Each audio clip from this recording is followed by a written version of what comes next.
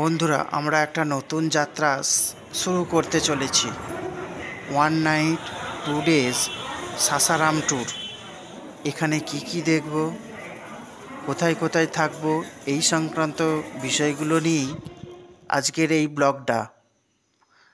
আজ রাত্রির 9:45-এ 12312 কালকা মেলে করে আমরা সাসারামের উদ্দেশ্যে চলেছি।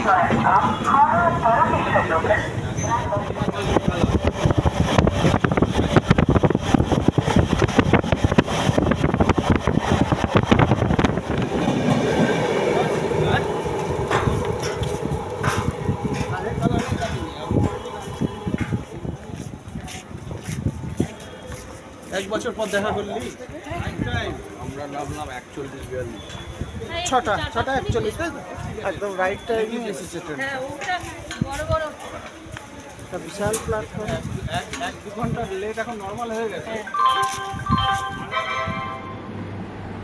চার জল ঘুরে গেছে। দিন চাপাতা দিন। হ্যাঁ দিচ্ছি। আরে এত সব ভিডিও দিলে হবে না, একটু স্টিল দিন। এই যে চাপাতা ও চ্যানেলে ছাড়বে, ও শুধু চ্যানেলে কান্দা। স্টিল দিন একটু গ্রুপে দিন। ওর ব্যাটারি যদি আমরা সাসারামের প্ল্যাটফর্মের ওপরেই একটা রিটায়ারিং রুম খুব অল্প পয়সায় বুক করেছিলাম। ও হ্যাঁ, একদম রিটায়ারিং রুম থেকেই আমরা দেখুন স্টেশনটা দেখতে পাচ্ছি। রুমের মধ্যেই আমরা চা বানিয়ে নিলাম, নিয়ে আমরা সাইড সিনে বেরোবো। সাহেবরা সব চলে গেছে বুঝি, স্বাধীন করে দেশটাকে। সত্যি আমরা ওদের ছাড়িনি তো, ধরে আছি তবু লেজটাকে। মদ খাচ্ছি, পার্টি দিচ্ছি, শুট ফুট করে ঘুরে বেড়াচ্ছি, টপ টু বটম সাজিয়ে নিচ্ছি ওদের মতো গোটা সভা। সত্যিই তাই। 15ই আগস্ট 1947-এ ভারত স্বাধীন হয়। আজ 15ই আগস্ট।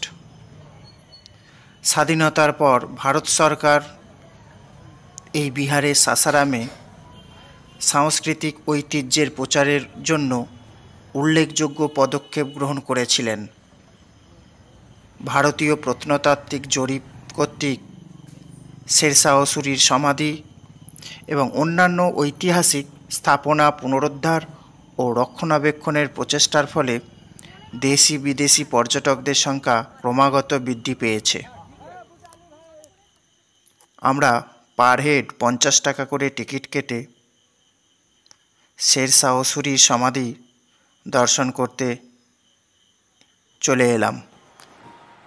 শেরশাহ সূরি যিনি ছিলেন একজন পাঠান সৈনিক, যিনি সুর সাম্রাজ্যের প্রতিষ্ঠাতা ছিলেন। তিনি নিজের জন্য সমাধিটি তৈরি করেছিলেন। এটি তার মৃত্যুর 3 মাস পরে 1545 সালের 16ই আগস্ট সম্পূর্ণ হয়। বিশাল পুকুরের মাঝে কৃত্রিম দ্বীপ করে তৈরি করা হয়েছে সমাধিটা। স্থানীয়দের কাছে এটি পানি রোজা নামে পরিচিত। এটি রক্ষণাবেক্ষণের দায়িত্ব রয়েছে আর্কিওলজিক্যাল সার্ভে অফ ইন্ডিয়া।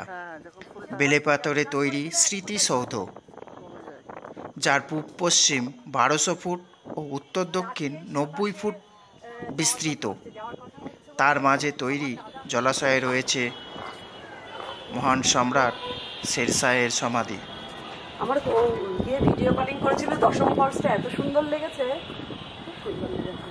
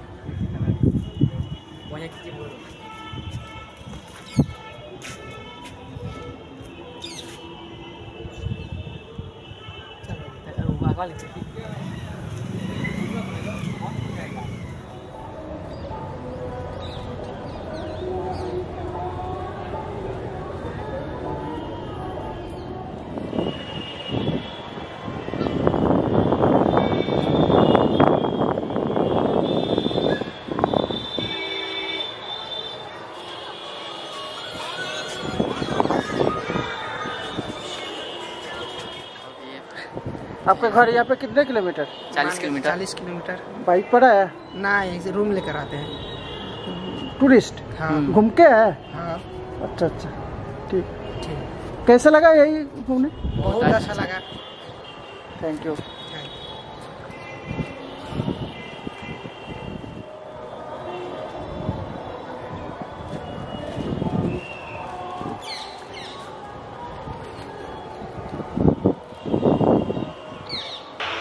খাও খাও বুঁদ হয়ে ডুবে যা দেখো চোখে চোখে সরষে ফুল করুক মাথা ঝিম ঝিম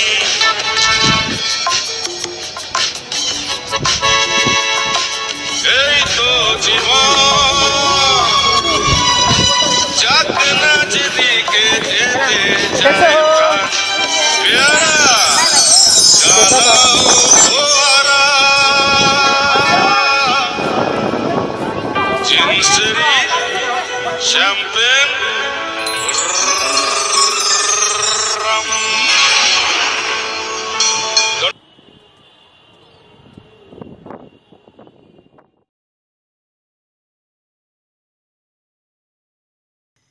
শেরশাহের সমাধির পূর্ব দিকে রয়েছে শেরশাহের বাবার সমাধি। উঁচু পাঁচিল দিয়ে ঘেরা এই সমাধিটার কেমন নাম লাগছে জায়গাটা? সুখা রোজা। ভালো তো? একদম শেরশাহ সমাধির পাশেই এটি অবস্থিত।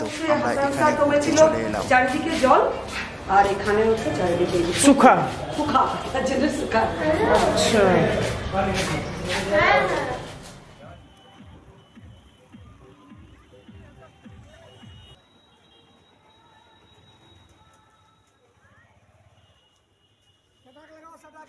সুখা রোজা থেকে কিছুটা এগিয়েই মেন রাস্তার ওপর পড়বে পাইলট বাবার আশ্রম। পাইলট বাবার আশ্রম আমাদের আজকের তৃতীয় স্পট হয়ে গেল। 3 নম্বর দর্শনীয় জায়গায় আমরা এসে পড়লাম। পাইলট বাবার মন্দিরটা বেশ সাজানো গোছানো একটা হিন্দু মন্দির। এই মন্দিরটার কারুকার্য আপনাদের ঘুরে ঘুরে দেখাই চলুন। ভারতের বুকে একাধিক আশ্রম রয়েছে পাইলট বাবার। এর মধ্যে সাসারাম, হরিদ্বার, নৈনিতাল এবং উত্তরকাশীর আশ্রম অন্যতম।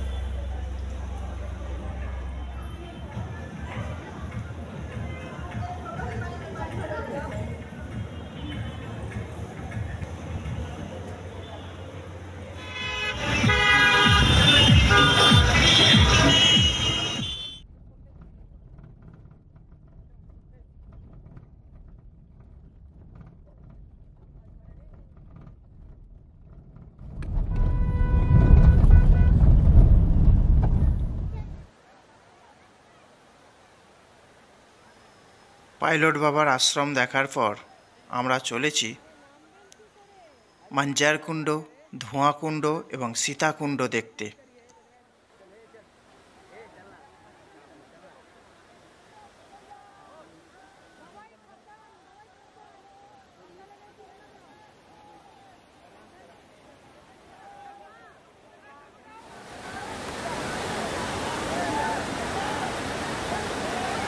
সাসারাম শহর থেকে জলপ্রপাতের কাছে পৌঁছানোটা খুব একটা ক্লান্তিকর নয়, যদি আপনার কাছে একটা প্রাইভেট কার থাকে।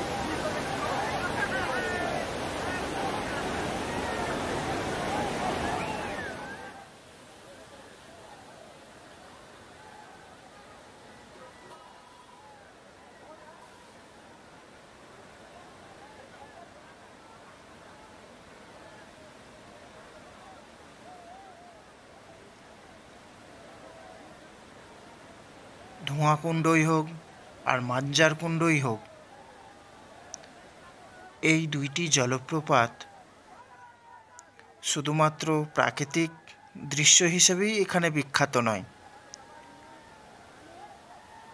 প্রতি বছর 15ই আগস্ট এখানে স্থানীয়রা পিকনিক করতে চলে আসে এবং এখানে বিভিন্ন ধরনের সাংস্কৃতিক মেলাও বছরের একটা নির্দিষ্ট সময়ে হয়ে থাকে। ধোঁয়াকুণ্ড এরকম নামকরণের কারণ হলো সারা বছর এখানে জলকণা ধোঁয়ার আকারে বাতাসে ছড়িয়ে থাকে।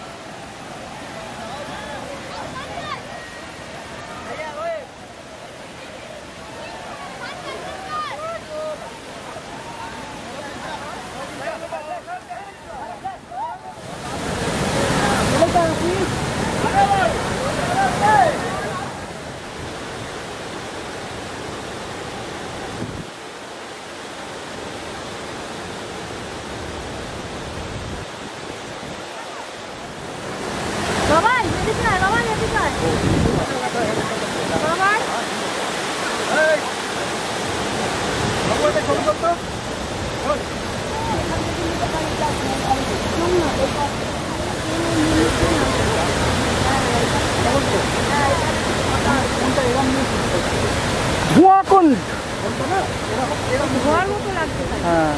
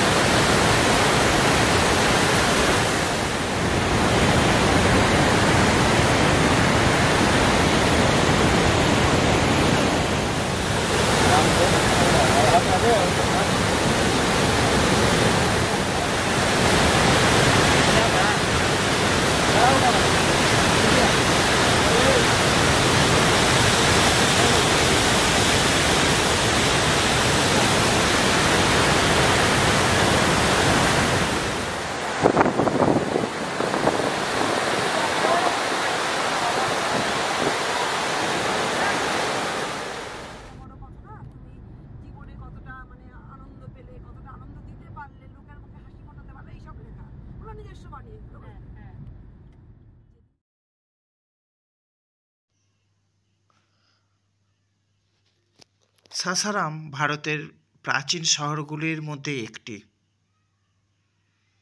এখানে জন্মগ্রহণ করেছিলেন ভারতের দুই সেরা রাজা, রাজা হরিশ্চন্দ্র এবং শেরশাহ সূরি। রাজা হরিশ্চন্দ্র স্মৃতি বিজড়িত রহতাসগড় দুর্গটি আমাদের যাওয়া হবে।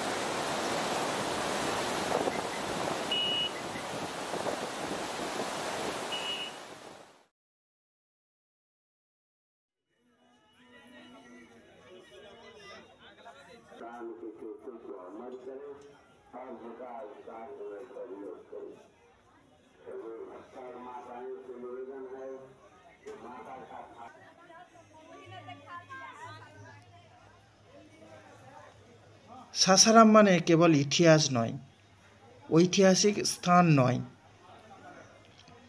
এখানেও আছে ধর্মীয় স্থান এবং বিখ্যাত কিছু মন্দির। তাদের মধ্যে একটি হলো মা তারাচণ্ডী মন্দির। এটি একটি শক্তিপীঠ।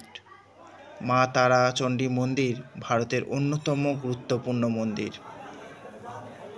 মন্দিরটি মা শক্তি বা মা দুর্গাকে উৎসর্গীকৃত।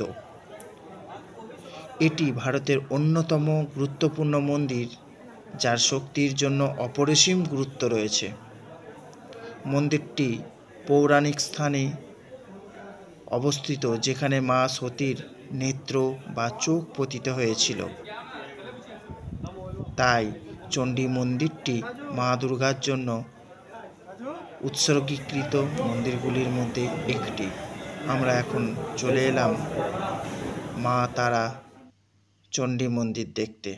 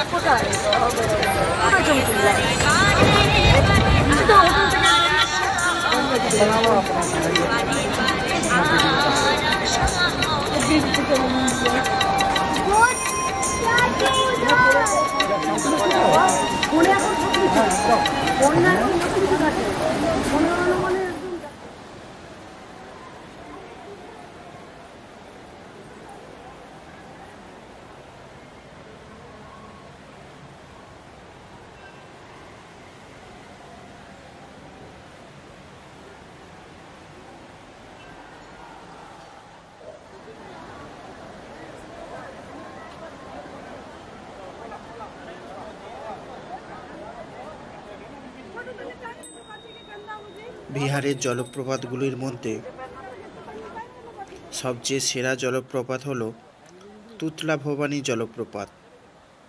এই জলপ্রপাতের উপরেই একটা দেবতা রয়েছে। দেবতার সেই ধরে তুতলা ভবানী জলপ্রপাত। এখানে যেতে হলে আপনাকে প্রাইভেট ওখানকারেরই কার ভাড়া করতে হবে। 10 টাকা করে পার হেড টিকিট পেতে একটা নির্দিষ্ট জায়গায় যেতে হবে। সেখান থেকে হ্যাঙ্গিং ব্রিজের মাধ্যমে জলপ্রপাতের কাছে পৌঁছানো যাবে।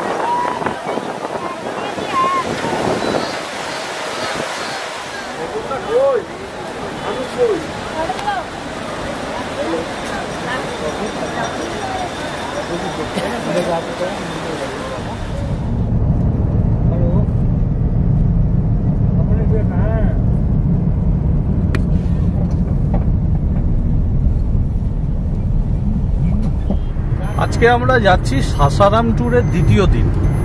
গতকাল আমরা সাসারাম ট্যুরটা করেছিলাম, সকাল 8টার সময় বেরিয়েছিলাম, সন্ধ্যে 6টার সময় ফিরেছিলাম। মোটামুটি কম বেশি 10 ঘন্টা, হ্যাঁ 10টা স্পট কভার করেছিলাম। আজকে যাচ্ছি আমরা সাসারামের অফবিট ট্যুরে।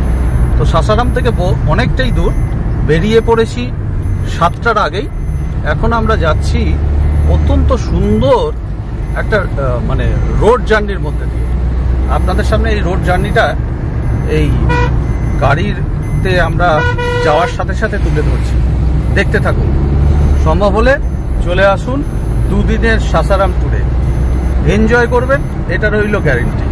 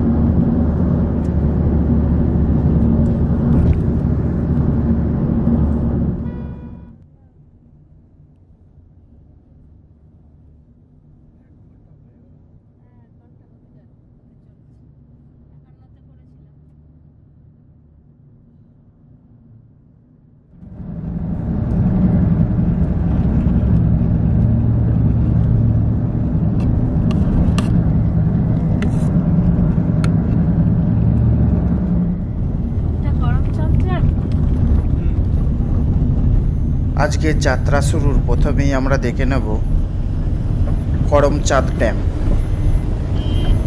সুন্দর প্রাকৃতিক পরিবেশের মধ্যে একটা অদ্ভুতভাবে দাঁড়িয়ে থাকা পাহাড়ের পাশেই এই ড্যামটা। कहाँ से है जी? একদম নীল জলরাশি, গ্রিনারি আউটফিল্ড চারিদিকে। আমরা এখনই এসে পৌঁছালাম করমচাঁদ ড্যামের ঠিক উপরে।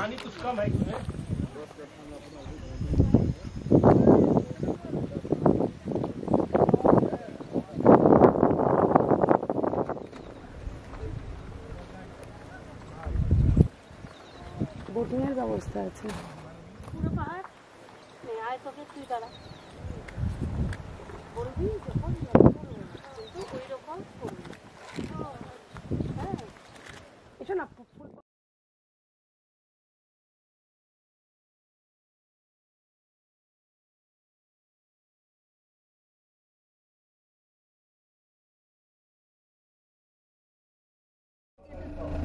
इस जगह दर्शन करने दीजिए ना, दर्शन कर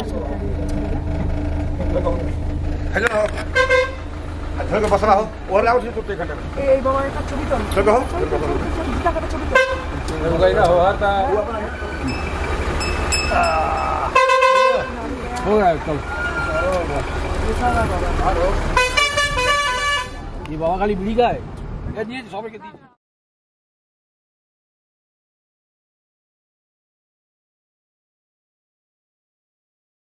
बिहार सरकार पर्यावरण वन जो रखिएगा फेंकिएगा मत। अच्छा ठीक है। रिटर्निंग समय लगेगा लोग कभी छोड़ेगा। अच्छा देना पड़ेगा। ठीक है कोई बात नहीं, ये रहेगा 20 টাকা पर हेड। ओनली क्या है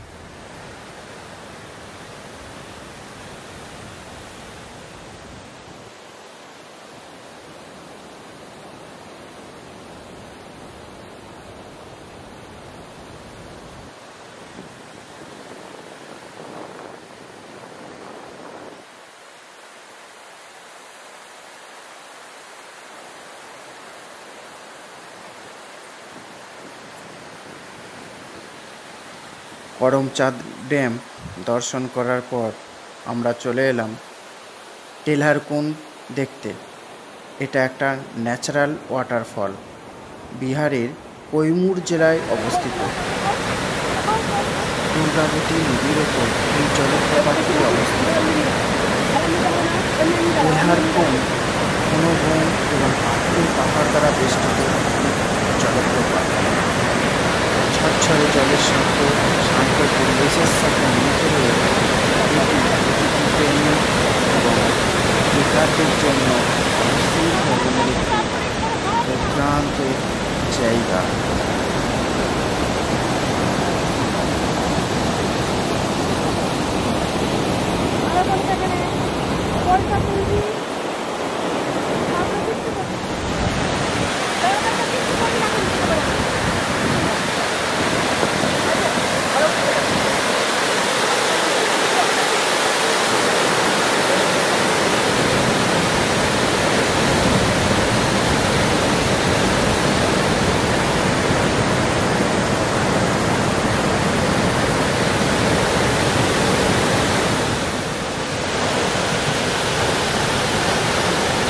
প্রজাপতি শুয়োপোকা হয়ে গেছে, শুয়োপোকা থেকে প্রজাপতি।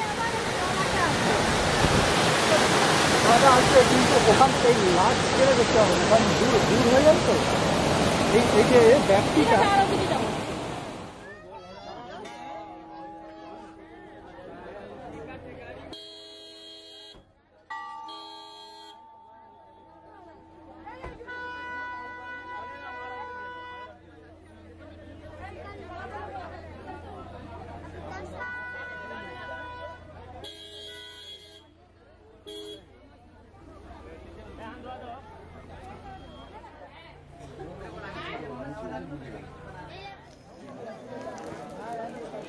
তারপর আমরা চলে এলাম মুন্ডেশ্বরী টেম্পল দেখতে। এটা বিহার তথা ভারতবর্ষের প্রাচীনতম হিন্দু মন্দিরগুলোর মধ্যে একটি। প্রতি বছর বিশেষ করে রামনবমী, শিবরাত্রি উৎসবে এখানে প্রচুর তীর্থযাত্রী আসেন।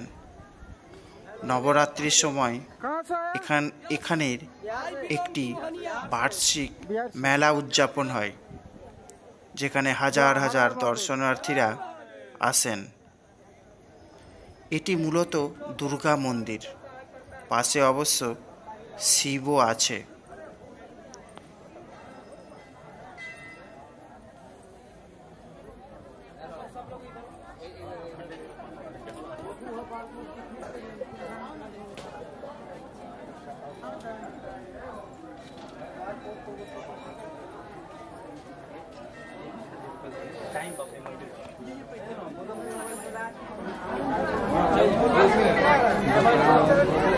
साढ़े 12 बजे खुलेगा, बैठिए आगे, बैठिए।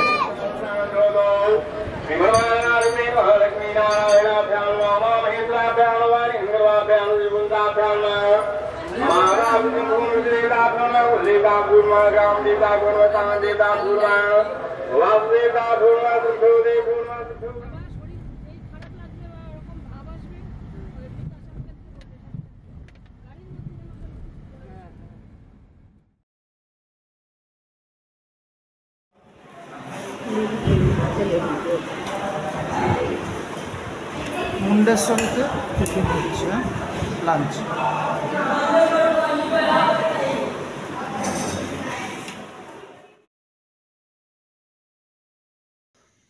তো বন্ধুরা, মুন্ডেশ্বরী টেম্পল দেখার পর আমাদের এবার লাঞ্চ করার সময় হয়ে গেল। আমরা পাহাড় থেকে নেমেই একটা ভালো রেস্টুরেন্টে লাঞ্চ করে নিলাম।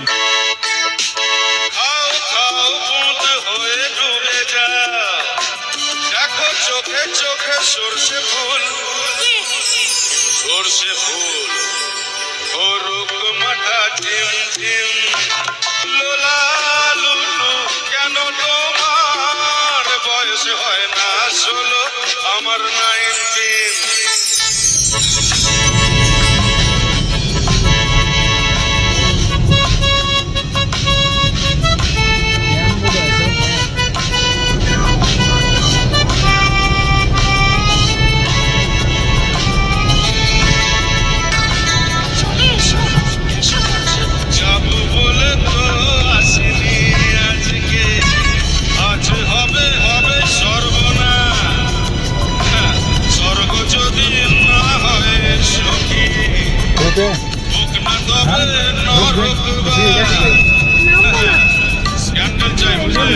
স্ক্যান্ডাল চাই ব্যাকগ্রাউন্ডে, নইলে পুরুষ বলে সমাজে পাবে না মা।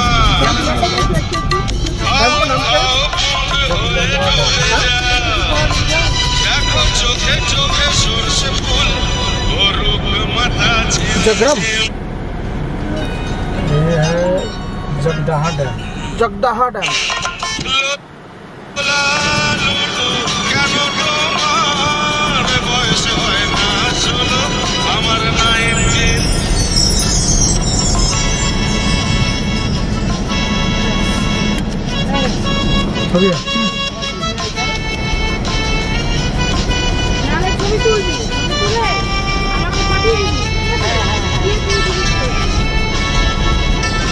সাহেবরা সব চলে গেছে, স্বাধীন করে দেশটাকে, সত্যি আমরা ওদের ছাড়িনি,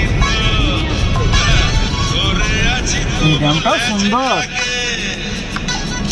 মদ খাচ্ছি, পার্টি দিচ্ছি, শুট ফুট করে ঘুরে বেড়াচ্ছি, টপ টু বটম সাজিয়ে দিচ্ছি ওদের মতো গোটা সমাজ। মদ্যপানের বিরুদ্ধে যারা, তাদের মাথায় পড়ুকবা।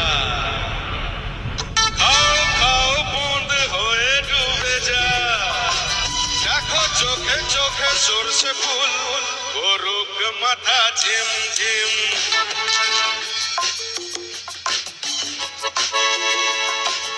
এই তো জীবন, যাক না যেদিকে যেতে চায় প্রাণ, পেয়ারা চালাও ফোয়ারা, জিন্সেরি শ্যাম্পেন দ্বিতীয় দিনের শেষ পর্যায়ে এসে পৌঁছে গেলাম। আমাদের লাস্ট ডেস্টিনেশন আজকের কারকাতগড় ওয়াটারফল। প্রথমেই আমরা পাস হিসেবে 20 টাকা দিয়ে পার হেড টিকিট কেটে এন্ট্রান্স নিয়ে নিলাম। डिस्ट्रिक्ट यही डिस्ट्रिक्ट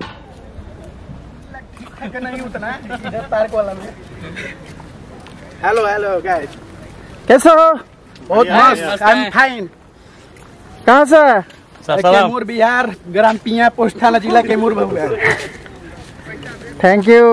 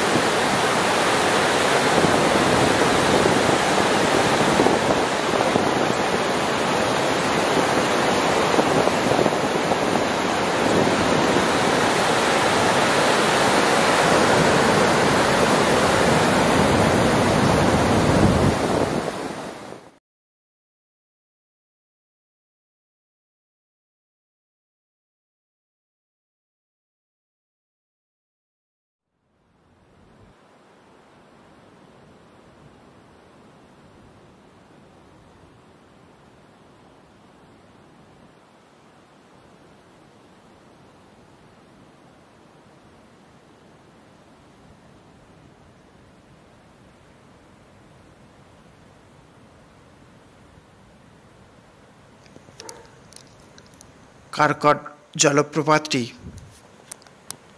কৈমুর পর্বতমালার কারকটগড় গ্রামের কর্মনাশা নদীর ওপর অবস্থিত। এটি জলপ্রপাতের কুমিরের একটি প্রাকৃতিক আবাসস্থল এবং বিহার সরকার এটিকে কুমির সংরক্ষণ এবং ইকোট্যুরিজম স্পট হিসেবে গড়ে তুলেছে।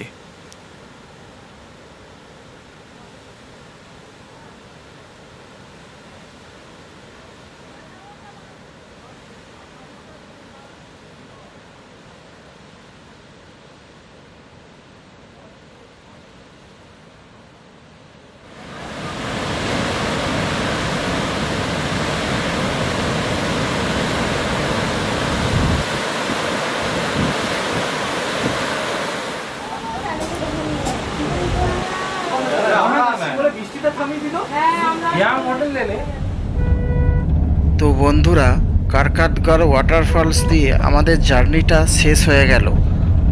1 নাইট 2 ডে সাসারাম ট্রিপ কেমন লাগলো এই ভিডিওতে আপনারা কমেন্টে অবশ্যই জানাবেন। দেখা হচ্ছে পরবর্তী ভিডিওতে খুব শীঘ্রই। ভালো থাকবেন, সুস্থ থাকবেন।